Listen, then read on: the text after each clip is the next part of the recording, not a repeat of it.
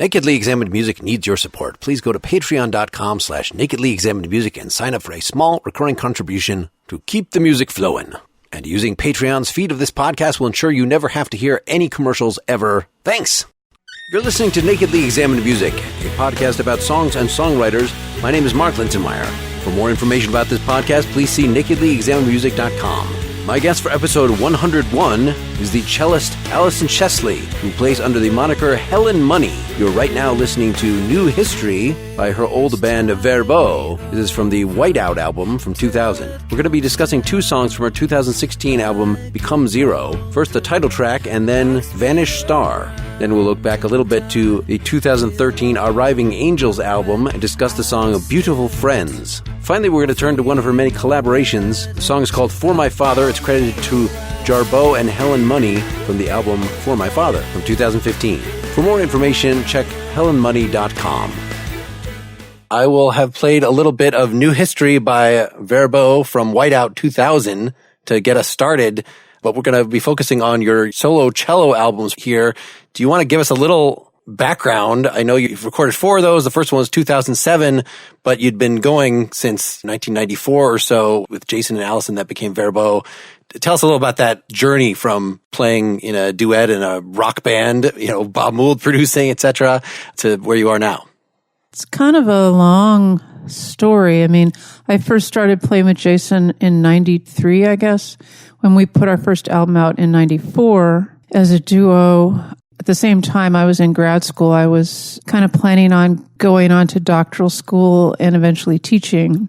In the 80s, when I grew up in LA, I had been going to lots of shows, all different kinds, Minutemen, Meat Puppets, a lot of the SST bands, The Who, mostly rock and kind of punk and stuff like that. That was stuff I loved. In the meantime, I went back to school to see if I could get a degree, have some kind of career playing my cello. So while I was at grad school, I met Jason at a coffee house we were both working at. He asked me to play with him at a show he was doing. He had just disbanded his band and was doing stuff on his guitar, pretty aggressive, kind of like Bob Mould's workbook stuff. And in fact, he was covering some of that stuff. So I said, okay, sure. And as soon as we started to play together, we realized we really enjoyed it. And I loved playing that kind of music. So I kind of realized this was what I wanted to do. Especially after Bob expressed an interest in working with us, I kind of had to make a choice. I basically decided I wasn't going to get this opportunity again. So that was the last time I seriously played classical music. I'd go back to it, but, I've kind of been deep in the rock world ever since like 93, 94. Jason and I put out a duet record, and then we put out 2 records with bass and drums as Verbow. That stopped. We decided that we wanted to take a break from that. And I still wanted to play that kind of heavy, intense music. And I realized the only way I was going to be able to do that was to just write it myself, because the opportunities, especially then for string players in rock music, were, basically kind of the frosting on the cake type of stuff. And I was not interested in that. So that's how I started. I got a 4-track. I started writing parts from scratch. And pretty soon I had enough material, I thought I'd put it on a record. That's kind of where it started for me doing the solo thing. And I really enjoyed it. Playing with Jason, I kind of became a rock musician, even though I was playing the cello. So that's just kind of what I did on my instrument. Yeah, let's get an example out here. So Become Zero, the title track of the recent album Become Zero from 2016. You want to say a little about that before we play it, and then we'll talk more in depth about it? That track was me coming up with different textures and putting them over each other and working with them together. I had been interested in working with drums and piano for a while. The record before this, I had introduced those elements, so both those are here. My boyfriend, Mike, often comes up with drum ideas for me, and I kind of edit them, and then I bring in this case, Jason Roeder, to perform it.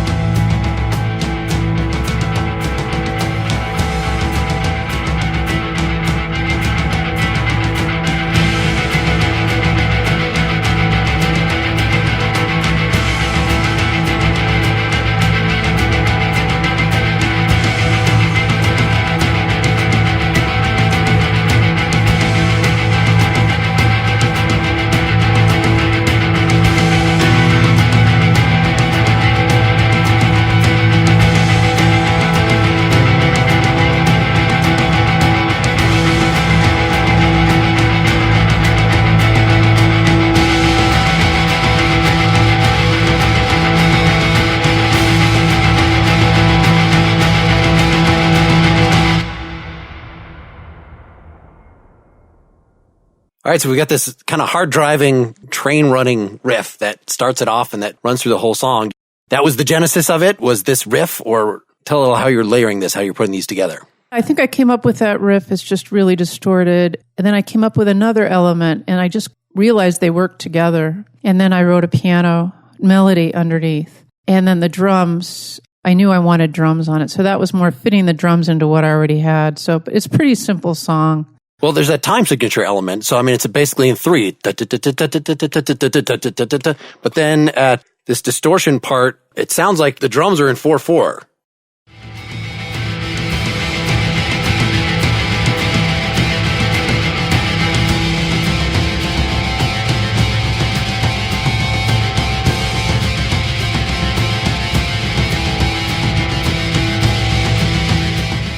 So for a while, it's dun dun dun dun dun. You know, he's doing like a 2-beat thing, and then it turns into 4 beats just, a little bit after that. So it's like 4/3 there. It's a pretty cool. That's not a conscious decision, but I love that stuff. I love meters against each other. I find that super interesting. I didn't set out to go, I want to put a tuple against this triple. I just kind of felt it. And often it's interesting when I work with other players, they're feeling it in a way I'm not feeling it at all. It's kind of funny, but I don't know. I like that about when music's like that, and it has these different rhythmic dimensions to it.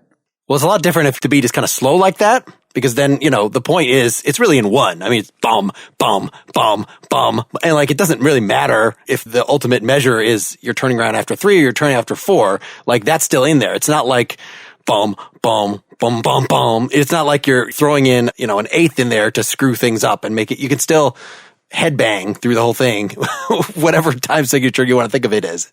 Yeah, and I mean, I don't want people to think about the time signature when I hear it. I want them to just feel something. And I want to feel something when I write. So I never want to write something, to be clever or, that stuff, I feel like when I hear stuff like that, it doesn't move me.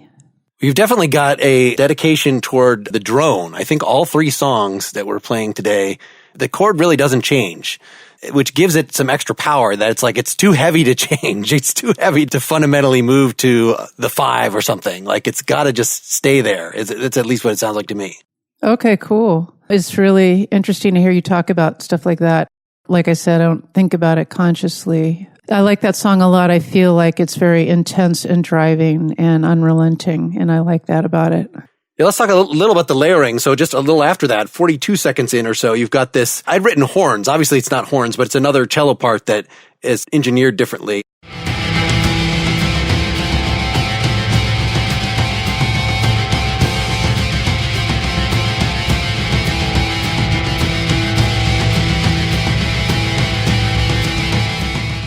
Just what is wah, wah. Let's establish something that's giving you a very, very slow melody on top of the driving constant thing. So that's just an overdub, right?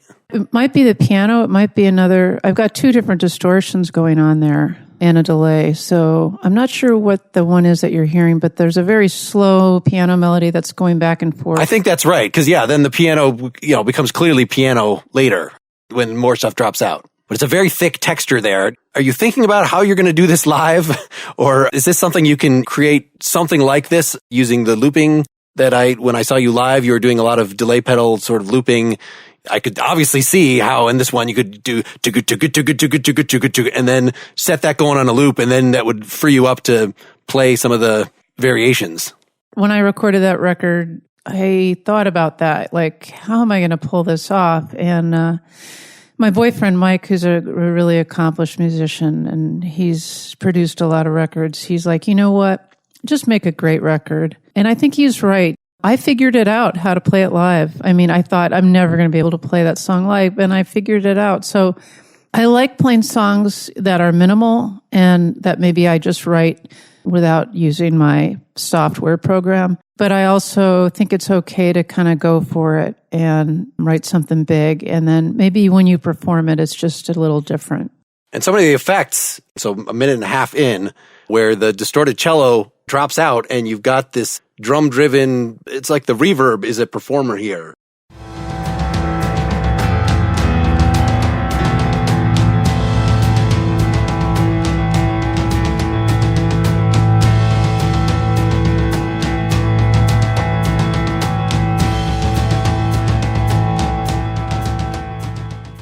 So I can't even really tell how many notes you're playing on the piano. Like you just have the sustain pedal down and you're kind of picking here and there, but like the piano is just reverberating from what you've been doing to it for the past little while. I like that kind of soupy stuff, notes sustaining into each other on the piano.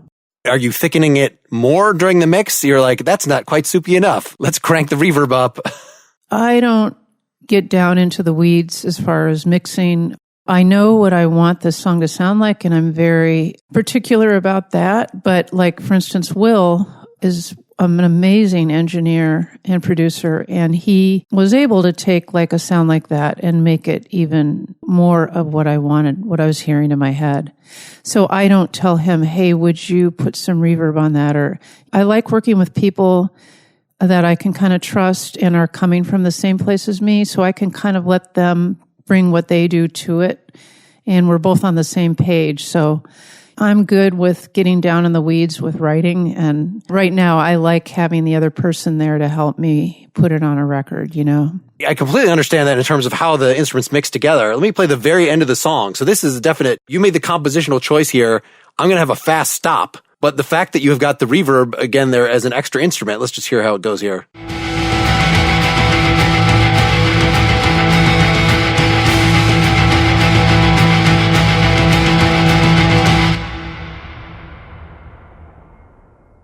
Like, that's a big explosion of reverb that lasts quite a while. Yeah, that's Will Thomas. Yeah, I love that. That you felt like, even though the gesture you had composed was, we're going to have basically overdub an explosion. It's kind of what the effect is there. The thing with Will, I'm also almost done recording another record, working with both Will and this guy out here, Sanford Parker, is I trust them. I like to see what they're going to do. That was Will.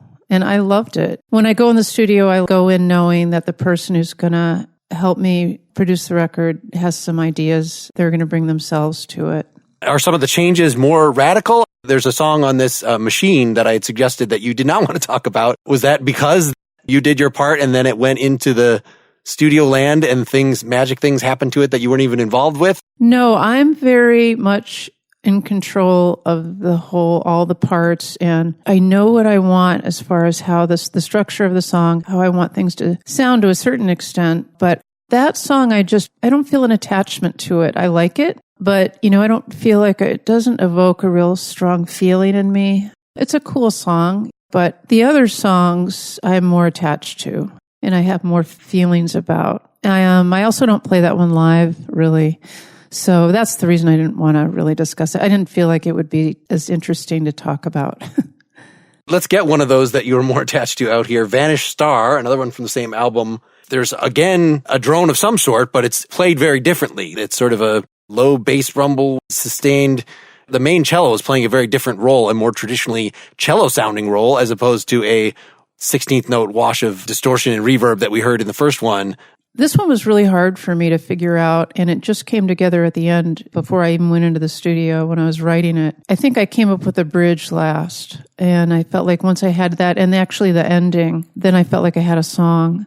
I wanted something where you could really just hear that it was a cello, and the delay plays a part in it because the notes kind of rub against each other because the delay is still going. I'm going to another note, but the old note is reverberating. The drone thing, I had an idea for a drone, but Will came up with another one that was way more interesting. All the other sounds on the cello on the record that aren't me are actually the cello, but Will has processed them through either a modular synth or sequencing or pedals. So yeah, he came up with that drone sound.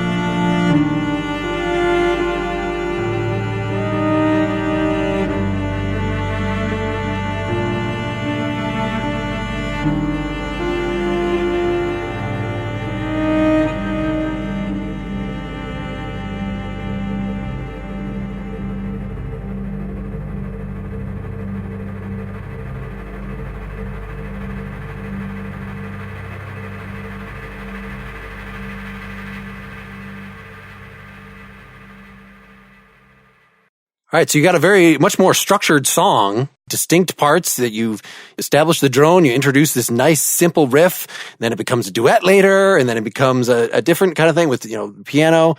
In what order do the elements come in something like this, right? Was it, we're going to have a drone over G, it's going to be something, and then that first riff, is that the origin of the song here?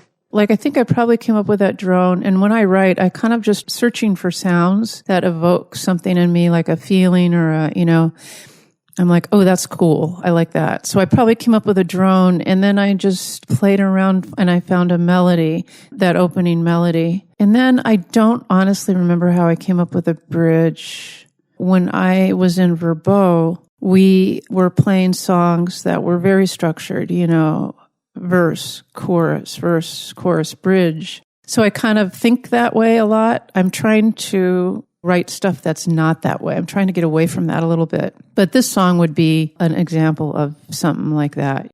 Maybe it was the last section with the piano that came together. It was really hard. I didn't want to write something too sentimental. I'm okay with beautiful, but I didn't want it to be sappy. But I think I got right up to the edge there. So you're talking about, let me play this part. It's about 2:42 in, where it breaks into a nice, relatively jaunty compared to the rest of the song, waltz here.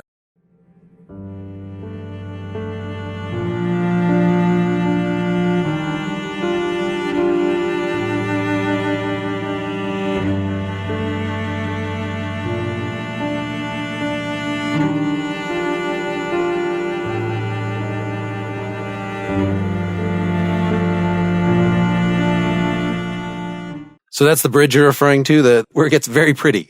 That's the end. It's not a bridge. The bridge is a really heavy part before that. I have to say Will's drone is a big part of this song. And when I play live, I recorded his drone so I can play with it.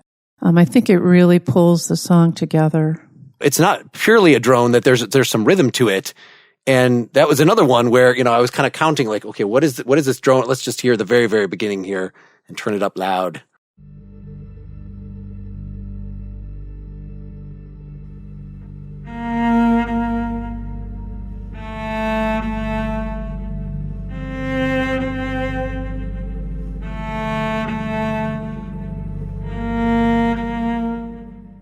So there's some articulation in the bass or whatever he's doing. You say that low sound is he's taken some of your cello and he's processing it. Is that right? Probably through his modular synthesizer. He's a master at that. It's amazing. Then on the new record, I've got a couple things that he did. It's just amazing. You would never know it was, maybe you could tell it was a synth. It almost sounds like an electric bass, and it's playing something that's very fast and very light.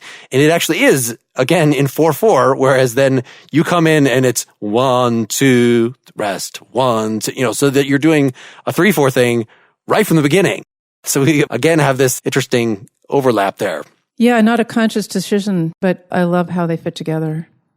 And am I right that, so the second verse where the first cello is playing again, it's the same part, right? And then you're doing an echoing second cello. Do you do that live as a loop? I don't remember if you did this one when I saw you. I don't loop that. I have a long delay on it, so I'm kind of able to kind of mimic it a little bit. Same kind of vibe, not the part exactly. So I play the first note, and that's kind of repeating while I go to the second part. Yeah, so it's got some of the same effect. So in the third verse, the third time it does that, you've got the two cellos together, but you have a delay on at least one of them. So you've got extra notes.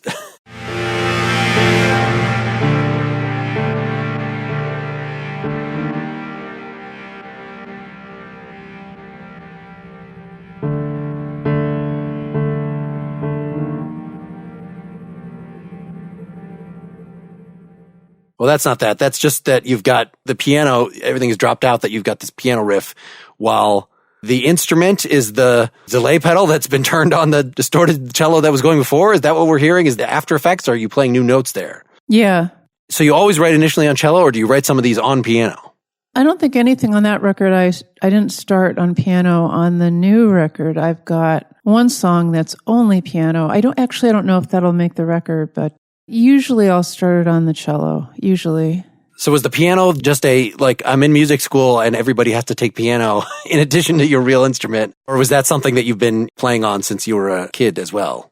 I played it because I had to, it was like a piano skills class in undergrad. I just did the bare minimum so I could pass. I play piano. I mean, I couldn't read a very basic, Suzuki Book 1 piano. I just kind of do block chords for the most part. Maybe I can do a melody. It's more like a texture. Yeah, my piano skills are extremely limited. So the parts I write are real simple.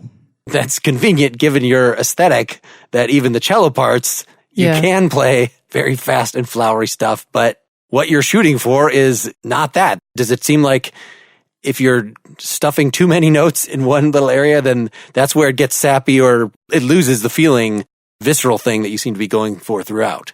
I've never been comfortable for whatever reason, or probably never really been a fan of really flashy solos or, that kind of virtuosic playing. I'm more into the real rhythmic, visceral, simpler stuff. Have you been asked to do any like ELO kind of fast symphonic stuff sounding in the sessions you've been doing? No, usually the sessions I've done are bands that don't really have that kind of, if when they ask for strings, that's kind of not what they're looking for. Yeah, I was listening to you playing on one of the recent Anthrax albums that you can very much hear the parallel. In fact, the song that we're going to play next, Beautiful Friends, that could be on an Anthrax album in certain ways. The way that you're picking the main cello pattern sound very electric guitar-ish. I like a lot playing with a pick on my instrument. I love that sound, especially with the distortion. It's really cool. The cello's so big, it can sound really massive with a pick. Yeah, well, let's get that third one out there. It's got some of the same tricks. The beginning of the song sounds like a real cello, just like as you were describing what you were going for with the melody on the last one. And in fact, the drone in here, such that there is one, is in C, right? Just your lowest open string, which is sort of the default, I would think, if you're jamming on cello. I detuned my instrument on this one, so it's not straight fifths on the cello. It's C, G, D flat, A flat. So that kind of gives it a real cool, like if I strum the cello with that tuning, it's a really cool sound. So that gives this song some of that texture. So this is from the previous album, Arriving Angels 2013. You want to say a little about the evolution between those two, or you're trying to do back at this point that's different maybe from what you're doing more recently? Let's see. I was in LA for both those records. I had moved back there. I grew up in Los Angeles and I moved to Chicago in 92. And then my boyfriend and I moved back to LA in 2010. So I was there when I wrote both Arriving Angels and Become Zero. So I think Arriving Angels, I had gotten some new pedals. I recorded Arriving Angels with Steve Albini. That's one thing that makes that record different, is I was recording to tape. So that kind of limited my choices, often in a really cool way. Of course, I love Steve's as an engineer and the sounds he gets on the cello. That album has more of a raw sound to it. Become Zero, I was working with Will in his studio. I was going for more of a polished sound. I think I had more options because we were doing it digitally. That would probably be the main difference between those two records.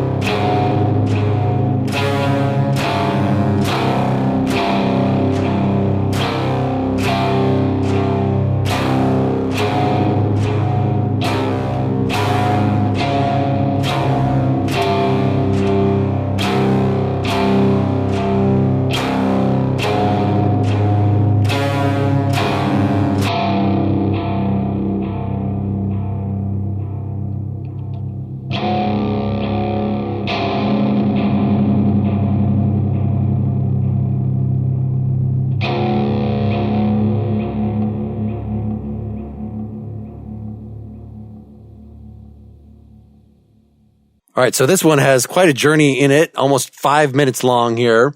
So you're starting with the exposed cello.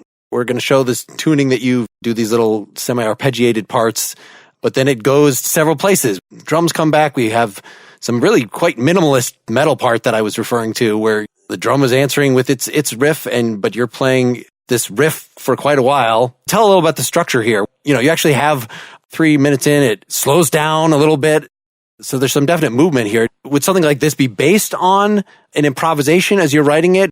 Yeah, I never do that because my stuff's more riff oriented, but maybe I'll try that in the future. I'm curious about that way of writing. I know a lot of musicians do that, but I liked that sound of the cello, the bowed thing. I thought that sounded so cool. And then playing along with notes that kind of rub against it, but with a different texture, or I'm plucking and it's distorted. And then just going to the strums. And then the drum part, I think Mike, my boyfriend, gave me. I told him kind of what I had in mind. He gave me a part that he had come up with, and then I kind of chopped it up and fit it in. Sometimes it feels like what I do is so intuitive. It's kind of like, wow, okay, that works. And then the hardest part for me on this one was the end. I had come up with another element where I have that repeated G, and I never thought it really worked well. And then one day I thought, I think this is okay. I think it works. And then when I went in the studio, my friend Dennis Luxian, who was a pianist, a really good jazz pianist, he's actually a friend of my boyfriend Mike's, he came in because I wanted him to play a couple piano things on another song. And Steve said, hey, Dennis, why don't you try playing piano on the end of this? And Dennis just came up with these beautiful chords, really simple but interesting over the end that are like probably my favorite part of the song. So anyway, that's kind of how that song came together. Yeah, at the very end of the song, I heard this, I almost thought it was, if you're recording tape, that he was just speeding it up slightly because the pitch just keeps floating north. Maybe, let me just play that section and see if we're talking about the same thing here.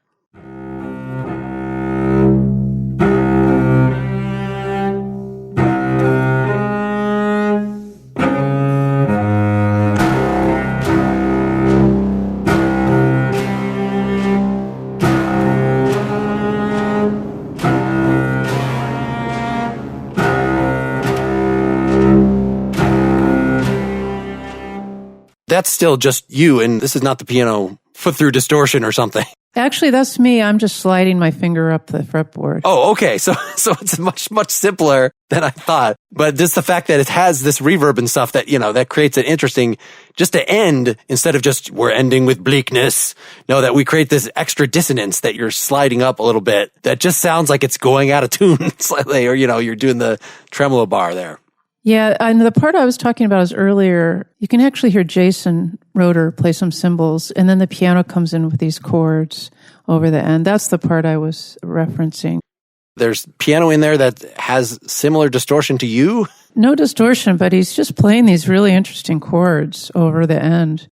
I didn't write that, he just came up with that.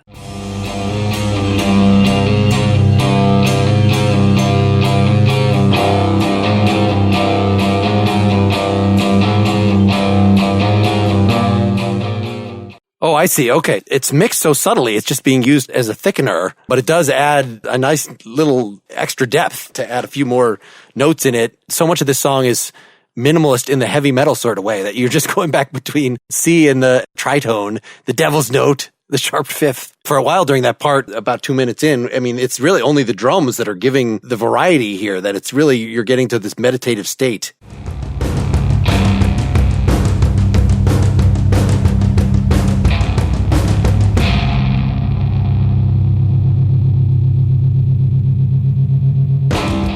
Is it just purely intuitive? Do you have any way that you think in particular about the relationship between the opening part? It's a little more free-flowing. Then we're going to lock into this metal sort of riff. It's a similar tonality, obviously. You're not even doing a full chord. It's not obvious that would be the next thing in the song from a listening standpoint. I don't know why I did that. I guess I just was hearing it. I'm sorry, it's kind of a lame answer, but... You're opening with something raw and exposed. It's sort of already at an ultimate point right from the start. What could you do to move it forward? Well, just turn on the distortion pedal, enter into some other zone, have drums come clattering over it. That's the only way to get when you start at such a strong point right at the very beginning. Like you could definitely hear the beginning of that song in a different context as like something that doesn't come in for quite a while, that you start off very quiet and it's building up and then eventually, it sounds like a climax, but it's the rock and roll way. You start with the climax. You don't necessarily have to wait for it. I don't know if a lot of my songs open that way. I tend to have kind of a slow build, so it's nice to play a song like that. You're definitely not thinking of this in terms of, again, verse, chorus, or anything like that. It's a piece. It moves to the next section. I'm probably thinking of a structure. I'm sure when I wrote it, I was like, okay, what happens next? What's this section about? I wasn't thinking freeform. I wanted something different to happen at the end. So it didn't sound all the same. It probably isn't verse, chorus kind of thing. And I was surprised with all these songs, when I was counting them out, especially with Become Zero, like, oh, these are just 4-measure chunks or 8-measure chunks. Like the structure is very clear, even though it kind of sounds like this could just float anywhere. It has the 3 over the 4 but no, you can kind of predict, if you're listening close, okay, it's been 8 measures now. A new thing has to happen. It's been another 4 measures, so it's very predictable in a good way in that respect, which means then when you do come in with something, we're going to introduce a new part here on the 2 of the measure, that it really is surprising then when you throw things for a loop, that you've established something that seems like it's going to be predictable. I want to say something new. I don't want to say it just for the sake of saying it. I want it to make sense. But I am trying to push myself when I write. I'm trying to find new things to say and new ways to say them, I feel like that's important. I want to grow as a writer and a player. I mainly want people to feel like they're connecting with the music in some way, that I'm communicating something to them. That's probably the most important thing to me, and then I think I have my own standards for myself as a musician and a composer. Do you think specifically about what mood this is supposed to have, or is it just, it's its own thing? They're all kind of dark. All these that we played, this one in particular, the way that the drone is treated, because it's not like a drone that's running in the background. It's just the tonic that you keep returning toward. So whatever you do with it, like it has to eventually go crashing back down to that thing. That's what makes it emotionally connect, is that you hook on to this low note. In some ways, it's kind of limiting. It very much controls how crazy the melody can get. Like as high as you could get, it has to come back down to that. This one in particular, it sounds like the gravity is turned up to Jupiter level or something. That there's no high, airy, wispy part. It would be very easy if you were to ship this off to a techno person or something. Like, this is your basic part, that they could layer stuff and really fill it out, so that even when you do piano parts, like they're kind of locked into the same basic range that the cello's in. I'm not hearing a lot of, on any of your albums, little high string parts that are, whether played on you through the synth, even if it's something you were playing, but things that are higher than the cello could itself play. No, you're right. I tend to hear things in that kind of human voice range. And I think that's where the cello, that's its, money range. That and the low stuff. I should actually push myself to write stuff that's higher.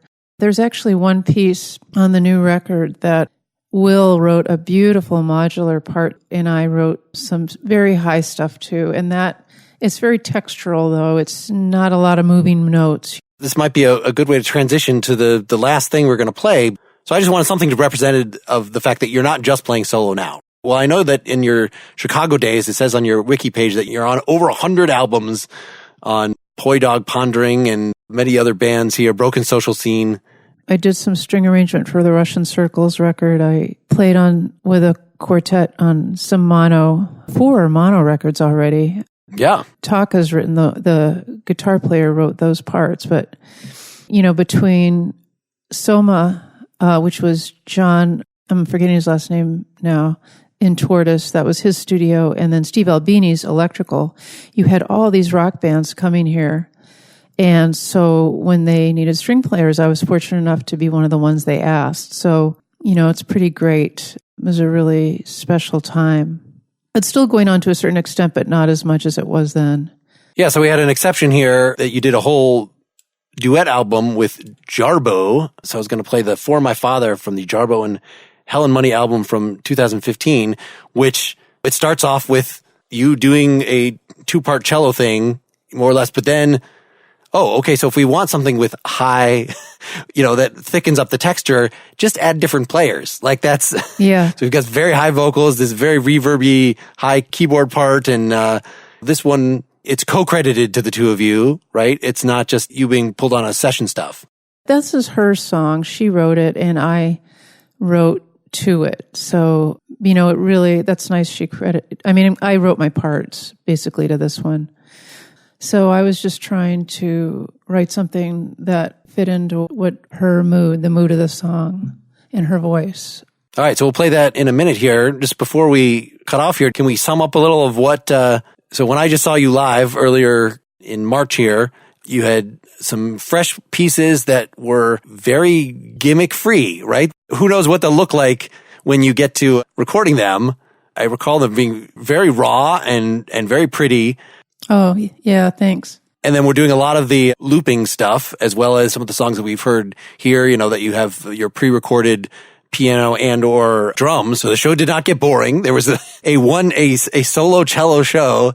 Does not sound like it will have a tremendous amount, unless you're Yo-Yo Ma or something. But given your tastes in focused, mood-oriented stuff, there was still quite a lot of variety, I thought. Even just the techniques you were using. Thank you. Have you been doing solo touring throughout this process? You didn't use the looping on the recordings. So you just, make the recording to sound like the recording. Who cares how much you have to overdub and then figure out how I'm going to get it live. But are these techniques that you're by necessity having to use just to be able to play it out by yourself? Are those then feeding back into the next recording project? Yeah, I'm sure it feeds on itself. Your pedals affect how you write, and then how you write affects what pedals you get, I suppose. Yeah. Is that what you're asking? Well, yeah. And we haven't really even talked about equipment. I know when I've tried to use distortion pedals on acoustic guitar and things, like, to say something about the process of how you were narrowing down, like, what actually sounds good and is not feeding back like hell, or is feeding back in the way you want it to feed back. I've been doing it such a long time. I played in a band with drums and bass, and so I don't know how we worked that out. We somehow did. So you were basically the lead guitarist in that band, right? Yeah, and a lot of rhythm. I had some solos, but not a lot. It was more like a textural thing. Just a wall of sound kind of thing is what we're going for. Well, that's what I prefer in lead guitar anyway. That's kind of what I meant. Not that you're Eddie Van Halening it, but that you're providing the key texture that Jason's guitar that would complement him. Right, and I'm writing along with his voice or complementing his vocals. So I think one thing that's important is standing between me and the amp. I don't have the amp cranked really loud. I'm not in the monitors. So kind of have worked it out so that my feedback isn't out of control. And also the sound person really helps. If they know what they're doing, you can control. So, I like playing through a regular old cello. I don't like playing through an electric instrument. I like the sound of the air moving through the instrument, and I like the sound of my cello. So I'm pretty committed to making sure that I can perform that way, that I'll make it work. We can't leave without pointing out to the listeners that you play standing up. So it's not what they've been picturing all along. What about when you record? Do you at least sit down when you record? There's something about sitting down. I don't know. I don't want people to think this is a classical concert, And also, I think when I was playing with bands, I felt like no one could see me. I'm not playing incredibly complicated parts, so it's not hard to stand. It's probably not great for my back, but I feel also physically I'm able to get into it a little bit more if I'm standing. So I will not walk around with my cello. I cannot go there. I feel like that's just a bridge too far, but... Put your end pin on a little caster, a little wheel. No, that's not happening. Did you have to get a special end pin so it would go high enough, or you're not that tall? I'm not that tall. Yeah, most end pins go out. It's all the way at the end pretty much, but yeah.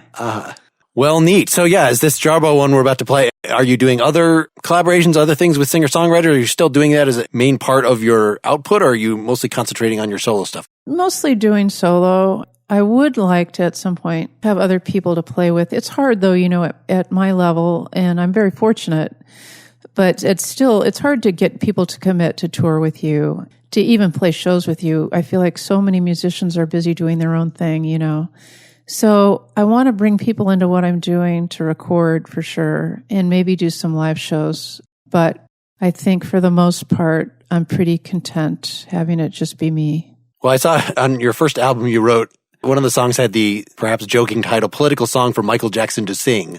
Like, do you have in mind as you're doing some of these, like, what a singer might do? You know, that you're being the Jimmy Page and that a Robert Plant might come and overdub some lyrics or something? That's not my song, Mark. That's a Minutemen song. So you don't have to take responsibility for the unfortunate title at this point anyway. So I love the title and the lyrics. They're great. It's a great song that I wanted to do a cover by them. So that's what that is.